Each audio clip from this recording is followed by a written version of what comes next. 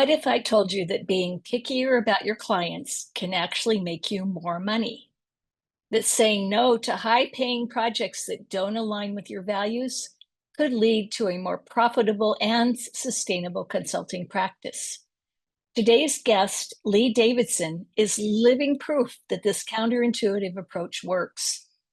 As a life coach and business consultant who specializes in working with purpose-driven ventures and the LGBTQ plus community, Lee has built a thriving practice by putting values before profits. In our conversation, you'll discover Lee's mutual interview process for vetting ideal clients, why community involvement is the most effective lead strategy you're probably not using, and how to measure success through impact rather than just revenue. If you're tired of working with clients who drain your energy or constantly feeling like you need to take any project that comes your way, this episode will show you a different path, one where your values become your competitive advantage. Let's dive right in. Welcome to this episode of the Thriving Through podcast, the podcast that pulls back the curtain on the business of self-employed consulting. Today, our guest is Lee Davidson. Lee, welcome to the podcast. Hey, thanks for having me. I'm very, very excited to be here. Well, I'm glad to have you. Give us your sort of 30-second elevator speech about who you are and what you do. Yes, so I'm Lee Davidson, and I'm a life coach and a business consultant. I help and support those that are looking for professional and personal development. I in particular like to support those with ventures that have meaningful and purposeful missions and values. I also like to support any type of business that is looking to grow from a place of inclusivity, diversity, and deep, deep, meaningful mission. And I also support the LGBTQ community at large, transgender in particular. I myself identify as a transgender, non-binary, mask of center person, and I practice spirituality and Buddhism and present a lot of tools that help people redefine themselves and strengthen their authenticity and their voices. Wonderful. And how long have you been doing this? I've been practicing coaching for just over a year and a half, business consulting over 5 years. Okay.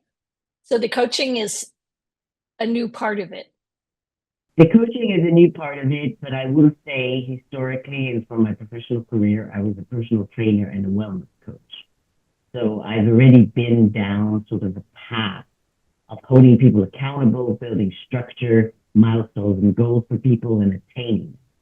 So the life coaching piece came to me in a moment where I realized that I want to really get people to open their hearts and find their voices really deeply and then go out into the world and show up as their full authentic self.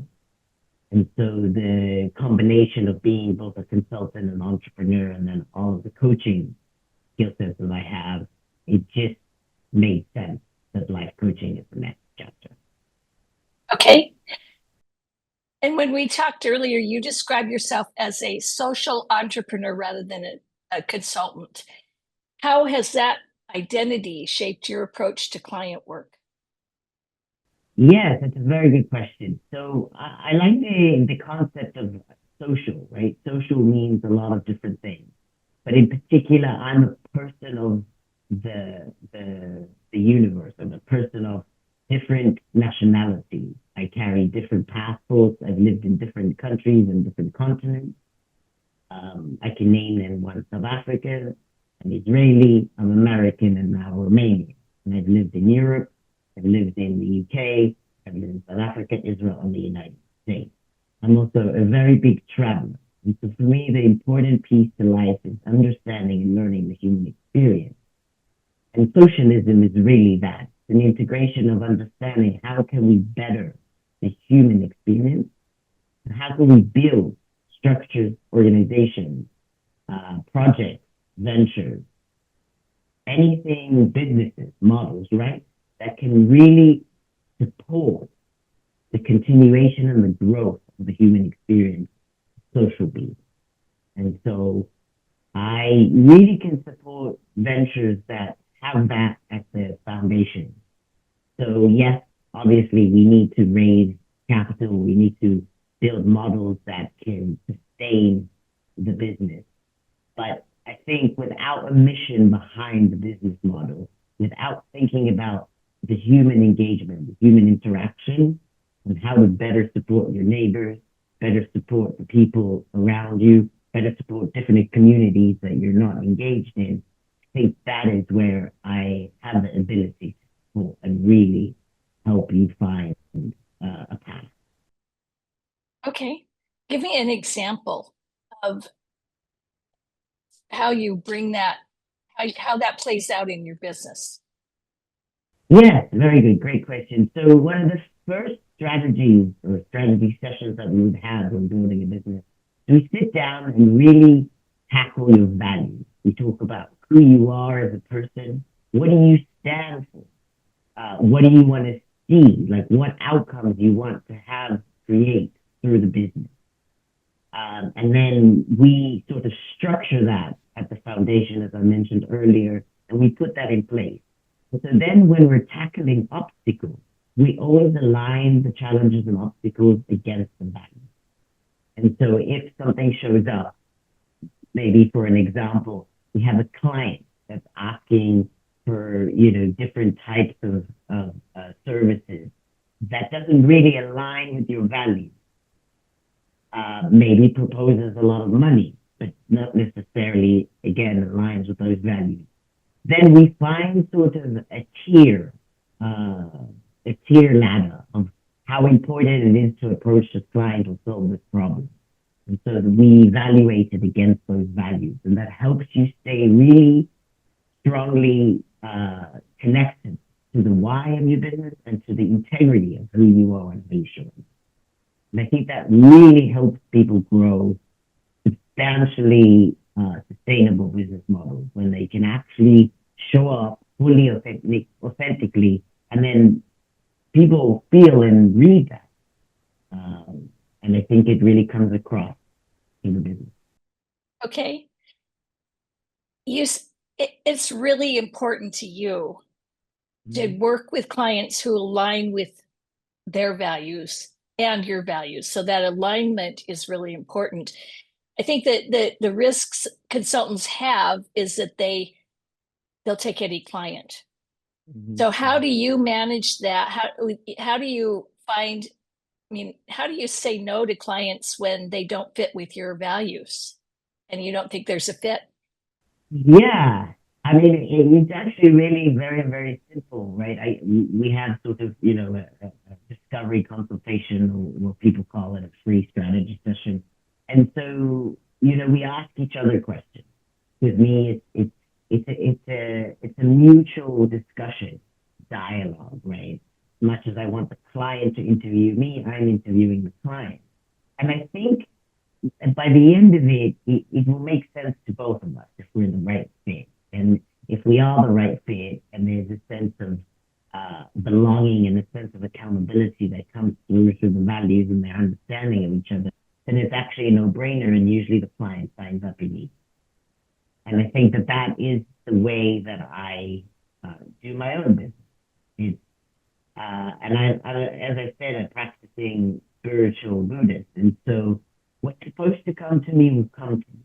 Clients that are supposed to work with me will find me, or I will find them. And I'm a big believer, and that's the strategy that I present to the people I work with. You shouldn't have to work too hard to find the right clients, to find the services, or to present the services. When you're in alignment and doing the work that you're supposed to be doing, then obviously there's obstacles, but it shouldn't be so much in resistance. And so I follow those protocols. And so I really enjoy that part of my system, showing up my authentic self. And there's so much power in no. For everybody in the equation. To the client too. I'm no good to the client if I don't really resonate and I don't know how to show up for them in my authentic self. And so I'm doing justice by saying no to them as well. Yeah, that's good. You're not serving them if you say yes and there's not a fit. Mm-hmm. So I want you to focus specifically on your consulting right now. Okay. Tell us a story or two about the biggest challenges you faced building your practice and how you've overcome them. Yes, so that's the $1 million question. So again, it's finding the right client, right? And so, as I said earlier, I manifest, right, those alignments, but it doesn't mean that I sit in my office and just wait for clients to come. Um, my strategy has been to be out in the world, to find speaking engagements, be on speaking panels, to network, to volunteer, to show up within the community and for the community, be of service. And I think that those strategies have really worked well for me in terms of overcoming that big question. How do I find clients? So I position myself in situations, again, within the value system. So I go to networking events that I think are the right fit. And for an example, just one coming up this week is the Transgender Health Summit. That's exactly my people, right? And it's who I want to serve. And it could be physicians, it could be, engineers that are building medical devices. It could be, anybody in the medical system that wants professional development, wants personal development to enhance their services for others. And so I go out and put myself in those spaces. I network with those people and I show up in my authentic self and present to them what I can offer. And usually it works out. Okay. Okay. If you could do one thing differently, what would you do? What would it be? If I could do one thing differently, that's a good question. I would have to say I've also fallen into this trap of the social media. Um, I do believe in a portfolio. I think it's important that people see you. I think it's important that people, see you live and see you up to date. Um, but I do think that, sometimes again, I fall into this sort of trap of, well, I'm not doing enough social media or I'm not presenting myself enough on these platforms. I'm not attracting enough, followers. And so, how would I approach it differently? Maybe I would let it go and not really be concerned about it. And I would find a strategy that might help me improve. Maybe I hire somebody who knows how to do this better than I do. Although now with AI, I think there's a lot of leverage we can use uh, to, maybe not build a following because I think the algorithm now is a bit tricky for everybody as a whole. But I definitely think, still having a face, a portfolio, showing the outside world. Okay. Yeah. Good. You had a great quote when we talked earlier. You said helping the community will actually help you get where you want to go. Can you walk us through what this looks like in practice? Yeah. So I guess it's sort of this concept that I studied in the past, and I continue to study sort of this microeconomy concept. And so, a lot of the time people are trying to build empires, but empires are actually, I think, in today's world and landscape, are irrelevant. That they're historical. They're not working anymore for anybody, right? Because we have a monopoly of really big organizations that have taken over, and they just keep buying out. So it's not really effective to try to build something so big, but it's very, very effective to help your neighbor and to help build your community and to show up in, proximity of geography, a couple of miles, right? And so an example is if you decide you want to start a painting company, So then maybe you go door to door and you offer cupcakes. And on the cupcakes, you say, hey, look at the different colors. Well, I offer different type of painting for your different wall, right? And so you leverage how to show up in service of the community, which is just being a kind neighbor that's making, cute, yummy cupcakes. But then you show up and it's not invasive, right? You're not soliciting, you're a neighbor, but you really want to help somebody, potentially with the wall they need. And maybe then there's a click and they're like, oh, I've actually been thinking about that for many weeks now and haven't gotten time to do it. But it's perfect. You're right around the corner and I'd love to support my own community, right? So there's a win-win situation. So that's the underlying, I think, experience around that quote. Same with myself, I show up continuously to the transgender community, in particular where I live, which is San Francisco Bay Area at the moment.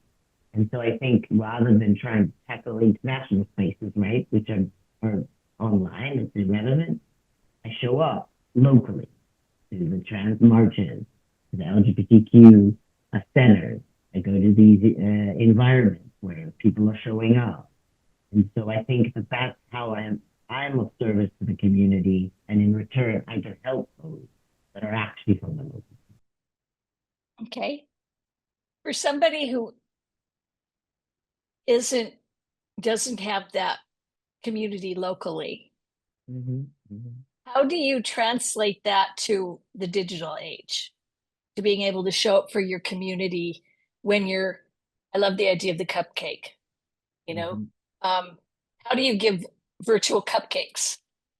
Yeah, that's a great question. And look, I have a digital community. And so I, for example, love the platform Reddit. I don't know if many folks know it, but it's a very, very good platform. So you join different groups, right? Same on Facebook, same, maybe a little bit less on Instagram.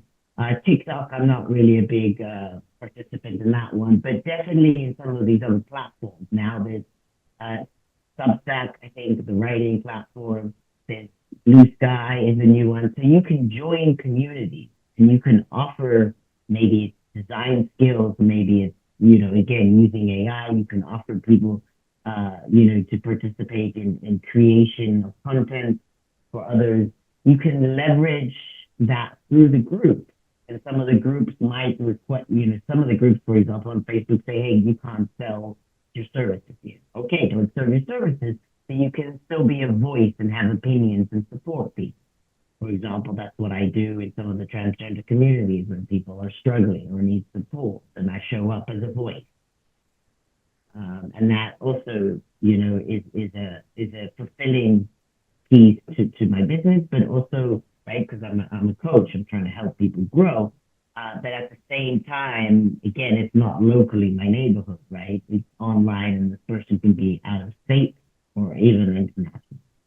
And so I would highly recommend definitely groups, digital groups. Reddit is a very, very good platform for that. The same as Facebook. And as I mentioned, yeah. Okay. I have a business question related to that. So that, Yeah. like, Reddit is you're providing a great service to people, and you're having some social impact. Does that result in business for you? It has, yes. So I've used Reddit. There's some groups, life coaching groups that I've been on that I've through those people's needing support. I have responded to those questions, to the support that they need, and have found clients that eventually turned into paying clients. Okay. What's the most effective lead generation activity or method that you do that brings in the most qualified leads? Yeah, I would have to say referrals is my big one. The organic word of mouth has been my most successful. Again, from showing up in the community mostly. I also have a tendency to offer people I think might be interested in my services. I even offer some pro bono work So once I meet some new people in the community, then I get to know them. So building relationships is what I call it. And then, sometimes I say, hey, can for a testimonial and for a referral, can I offer you 3 free sessions? I'll make them very meaningful and very impactful. And, you write me a testimonial, and if you hear from somebody who's in need of actual support, can you refer? So that's also another strategy. Okay. That's great. You work specifically with the LGBTQ community. Yep. How have you navigated establishing your expertise in that niche? Yeah, that's a very good question. I, over the years, have participated in different initiatives. I would use the word amongst the community. When I was an entrepreneur, that's when you work internally in an organization as an entrepreneur. I was leading ERG, I think they call it, Employee Resource Group for the LGBTQ. So we established some rapport and brand recognition over there. Again, as I said, going to different events, speaking of panels, I recently spoke on a panel with an organization called Out in Tech, and they help nationally people find jobs in the tech world for the LGBTQ. So I spoke on a panel there. In a couple of weeks, I'm speaking at the LGBTQ Center on another panel.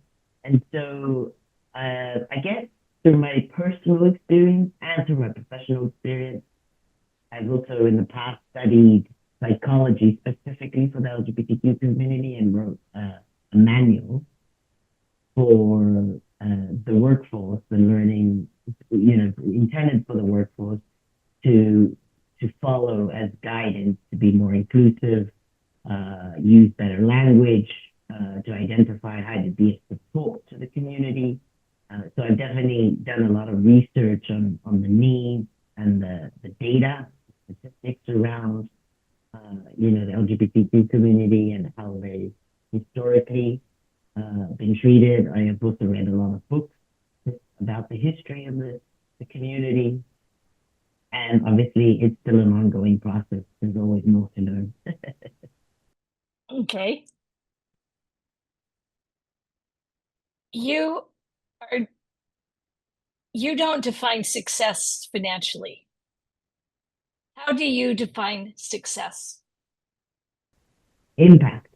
I think I define success by the testimonial. I define success by, the text that I received that the client had an aha moment, or the client was like, oh, I finally get it, or the client was like, I got a job. I define my success through the results that my clients, organizations, the responses, the feedback that I receive. And usually, historically, it's been that because I also affected sort of my clients and the people that I service, then they end up servicing other people because they've reached their inner wisdom, their inner voices, and have been able to have an impact furthermore. And so then it's like a domino effect. And so usually that will circle back to me, and then I was like, oh, I was a part of that piece, or I was a piece of that puzzle. Better yet. Okay. It sounds like, is there a way to, in this sort of data-driven world where we're sort of counseled to, that if we don't measure it, we can't really track it to determine success. So how would you talk to a consultant who does prioritize impact over financial gain? How do you Mhm. how do they measure their success? I mean, how do you look at it? What's a KPI? Yeah, yeah. And so and I've actually worked in nonprofits that's right, that's the strategy. And so you end up evaluating, I mean, the metrics that you evaluate is again the impact.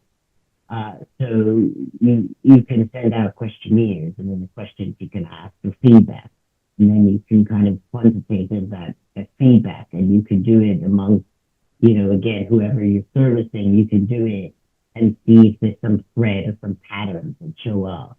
And so I think there are many ways to collect data around the impact that you're servicing,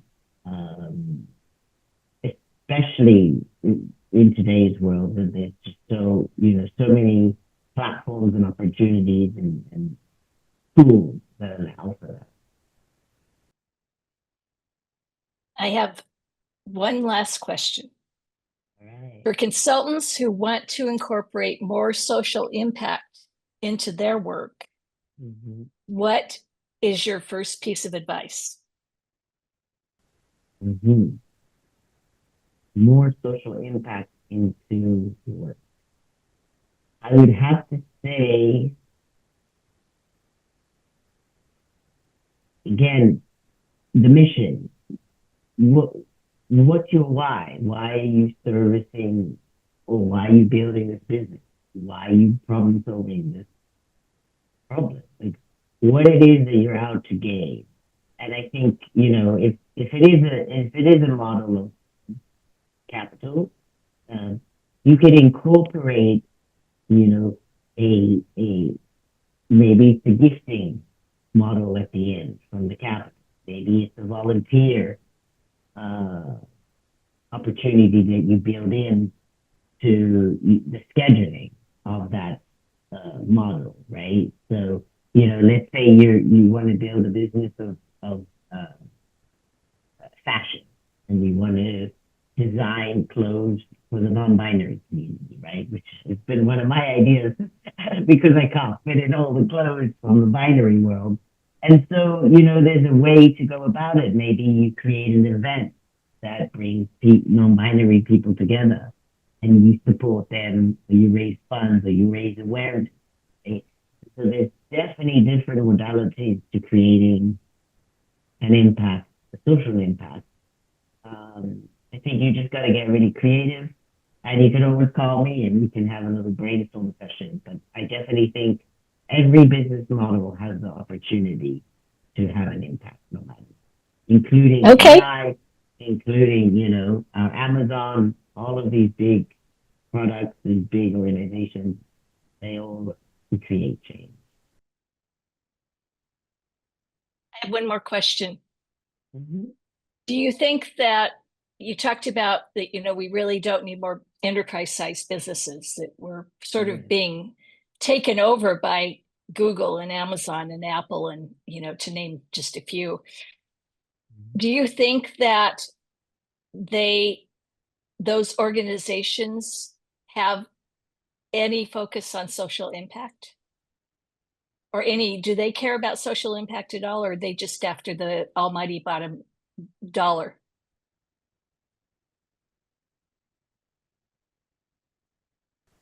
So that's a very, very, very good question. I would I would hope they do. I think, and I live in Silicon Valley area, right? And a lot of my friends and over the years, people I've known have worked through these organizations.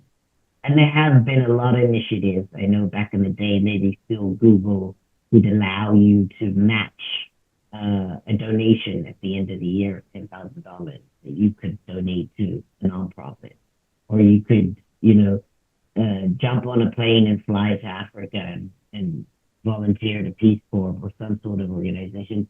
So I do think that, yes, there are, there's social justice believers that work for these organizations. And so I'm not hopeless that they're completely disconnected from the reality that we need to have an impact. But I think that, again, with the reality of AI now, and even just the tech industry and the amount of layoffs, because, and it's interesting because I produced an event a few years ago called The Unintended Consequences of Technology. We brought speakers from all types of industries to speak about how AI and technology in general is going to impact. And one of the first things that they said was AI is going to take away like 46% of the jobs, right? Oh, And yeah, yeah. And actually the speakers were like the first jobs to go on the tech jobs because it's numbers and AI can replicate numbers way faster, right? And we're seeing that now. And so, a lot of the speakers were saying that craftsmanship is going to be a very high qualified uh, job roles because AI cannot be a teacher, AI cannot be a social worker, AI cannot be a doctor, right? And so I think though there's still so much opportunity for small businesses to have an impact and use the tool AI. And I think more and more these empires, uh, are faced with big questions and big challenges. There's an opportunity for us, the small people, to create small change again in our community.